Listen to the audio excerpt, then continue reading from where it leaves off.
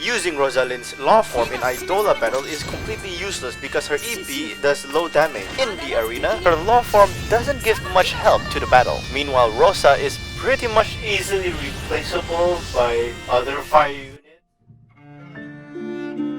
聖都レオリア帝国皇帝ジークムンドが次女ローザリンデと申します。それがダークファルスの最悪の炎に焼かれ焦土と化し砂漠になってしまったそうだ。完全復活を遂げる前に討ち取る。はあ、どんな時も希望を捨ててはならないな。思惑。なぜ同じ帝国軍の兵士たちと戦わねばならないのだ。父上。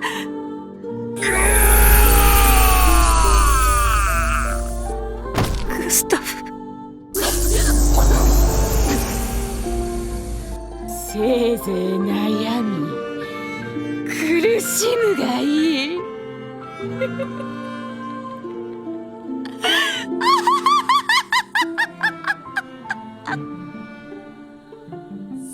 姉上、この上さらにエルヴィン兄上と戦わねばならないのか。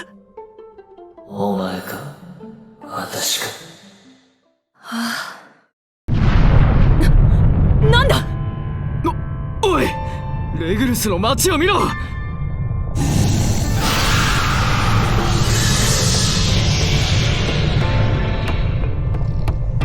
この声は。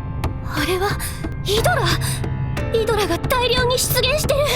解放軍のお偉いさん方よ、同じカオスながら盾つかせてもらうぜ。お待ちを。私も皇帝のゾディアートの血を引く者。ここは私にお任せを。さあ従者として私についてこい。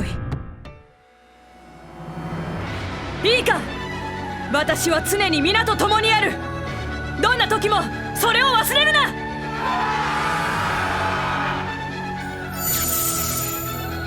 獅子の魂が私を強くする。ルーベル・レジーナ。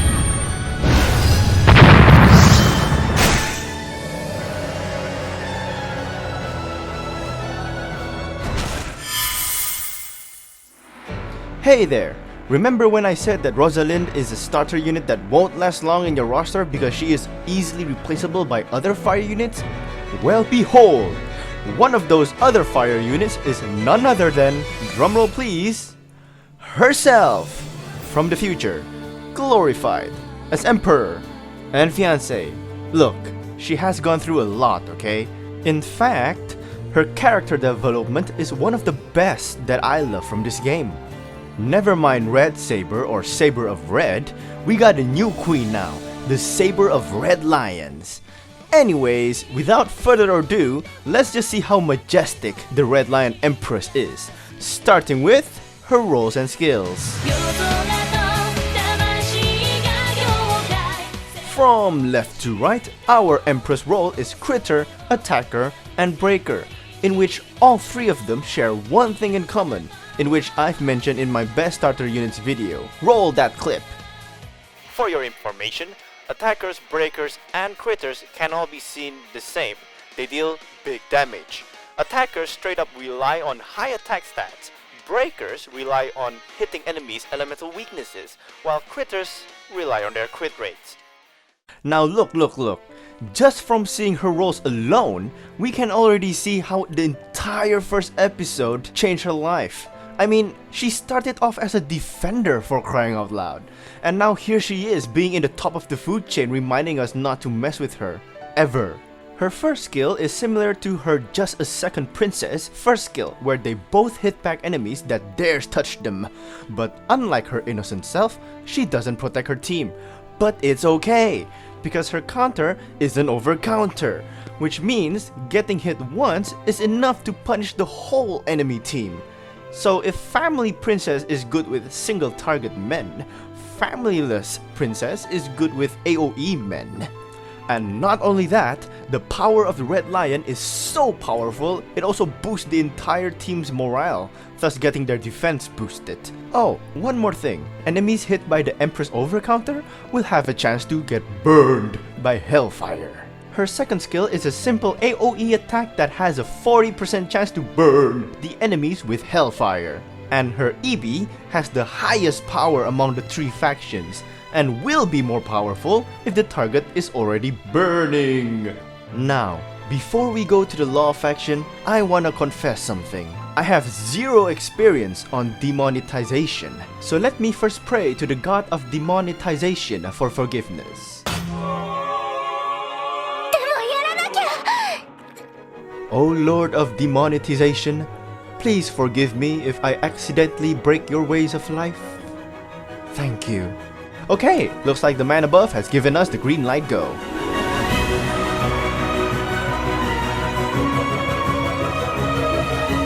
So, how is it? Is the video still here in YouTube? Good, let's move on! Our This Is Not an H-Game Fire unit first skill does pretty much the same with her default form. I mean, sure yeah, her overcounter deals less damage, but who cares, right? The 20 to 25 and 30 to 50% boost is hella worth it for what I care. Her second skill is not that simple AoE skill where she reduces enemies' defense by a whopping 40% and a bonus 40% speed if the target is burning. Her EB is a simple AoE damage that causes the damage from status effects to increase, like from poison or any type of burning. That is, if the target is burning. So by this point, you might be thinking already, wow, she has a badass outfit.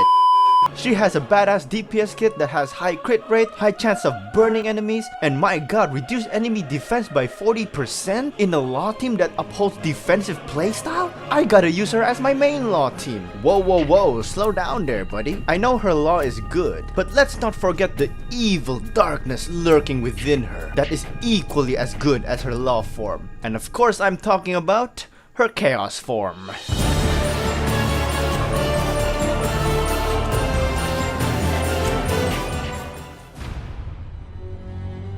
When our Empress decided to become a demon lord who sees herself flooded with power from the chaotic darkness within her, to the point that she doesn't even need any help from any supporters, you can expect getting crazy DPS results from her.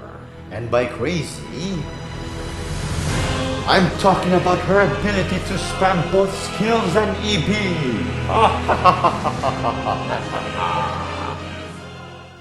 Her first skill is the same over counter, but this time, instead of boosting allies' defense morale, her Chaos Form EX Charisma boosts allies' attack morale. Cause screw defense if you can just go full wipeout on the enemy first, right?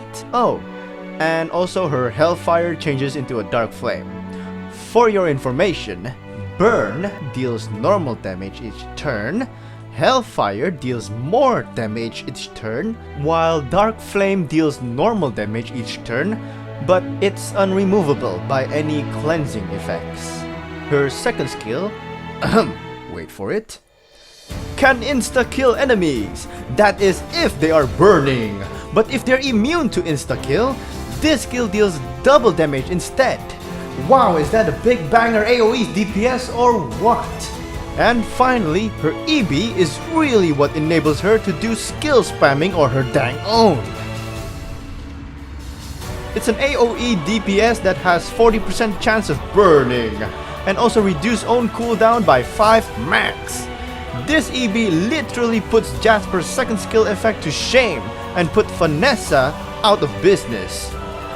But of course, just like how Big Man Hades and Angelic God female version teams up to be unstoppable, this chaotic red demon lord also needs a meta top tier supporter unit called Astria EX to fill in pretty much everything she's missing to be the ultimate world overlord. So who will it be? Law or Chaos? Pretty tough decision, right? Are you struggling to make your decision? Are you confused? Are you? Well, you better be, because I sure am. Both of them are good, so I guess it all comes down to which playstyle suits you most. Whether it will be the high crit rate 40% enemy defense Dao law form, or chaotic DPS spamming. Well, I guess each player with their own strategy. Now, for those of you who still isn't satisfied with those sheer numbers of over-counter damage and burning chances, worry not, we still got symbols to cover.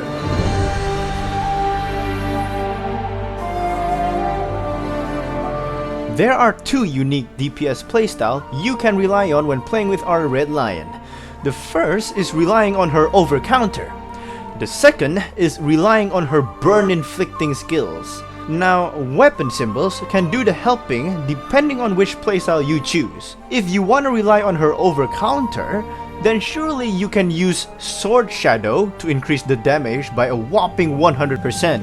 If you want to rely on her status effects, then use Strike Broom. No joke, I know it's a 3-star weapon, but it's the only weapon I have that increase status effect infliction chance. For a general DPS playstyle, you can use Night Moon to deal 10% more damage and add another 20% crit rate to her already high crit rate Law form, Battle Bow, or Twin Kamui to get extra skill damage, though I'm not sure it applies to counter skills. Quotes Lithos if you wanna bring support units that gives insane amount of buffs towards her. Whipblade Paratizel if you wanna treat her like one-time self-serving nuke bomber for some reason. Nightmare Blood to deal extra damage towards enemies in status effects, including burning. Motav's Prophecy, cause why the hell not? H44 Missouri T for obvious reasons. And last but not least, Graviria.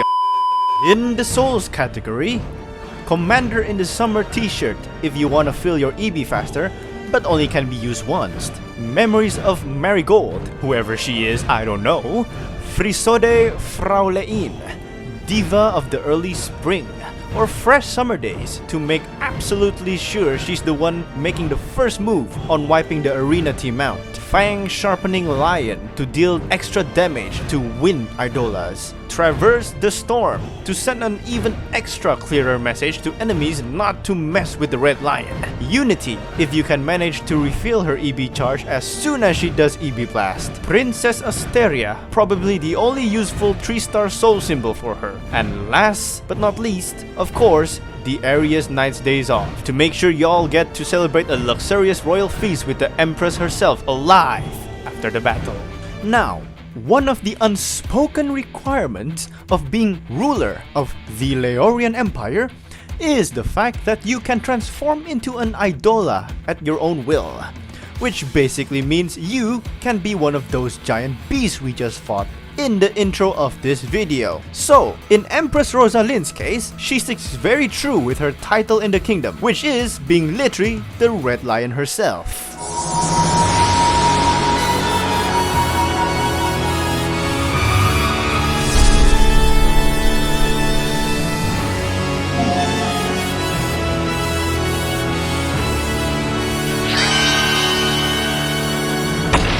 Your kingdom is in peril, and thus you don't have all day long fighting this giant beast.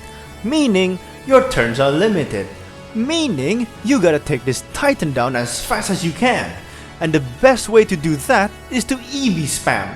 And the only way to EB spam is to have elementers. Okay, in the Empress case, all three of them deals a lot of damage. So it all boils down to these three options of how you want to approach your big damage. Using her default form, spending the first 2 turns trying to burn the Idola, because there's no way you can have 6 element value in the first turn, in order for you to gain that extra 150 EB power that costs 10 element values. Using her law form, decreasing Idola's defense by 40% and then EB spamming the rest of the battle, well, until you can decrease its defense again, or using her chaos form, keep on EB spamming the whole battle. But if you don't have elementers, then I guess it's EB 1 turn and second skill in the next turn, and the cycle goes on. Because Idola battle is heavily reliant on teamwork, go with the strategy that fits your team composition the most. It is the king's duty to defend her kingdom from big threats. But when it comes to spending time fighting amongst warriors in the Colosseum for the people's joy and entertainment, it really isn't the king's place to be in the center of it. Instead, she should be sitting in the royal's chair. But hey, this is Idola Phantasy Star Saga game.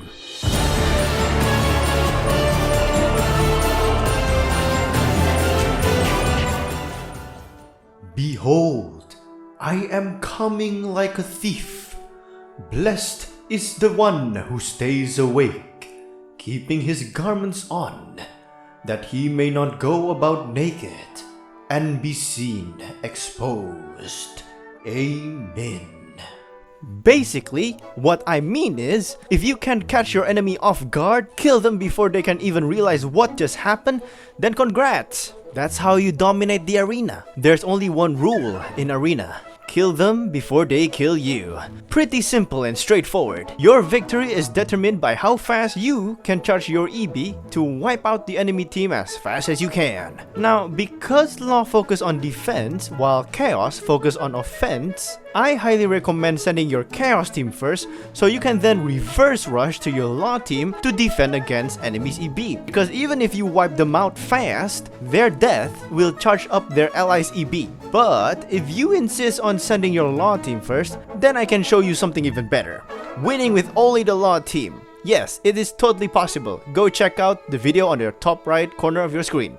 If you're interested, that is. The Empress first skill works beautifully in Arena, because there's a high chance you'll be facing enemies with AoE normal attacks, thus higher the chance for her to trigger her over counter skill. Using her default form is not really recommended right off the bat, because burning all 4 enemies is unlikely, and her EB cost is 10, which is too expensive.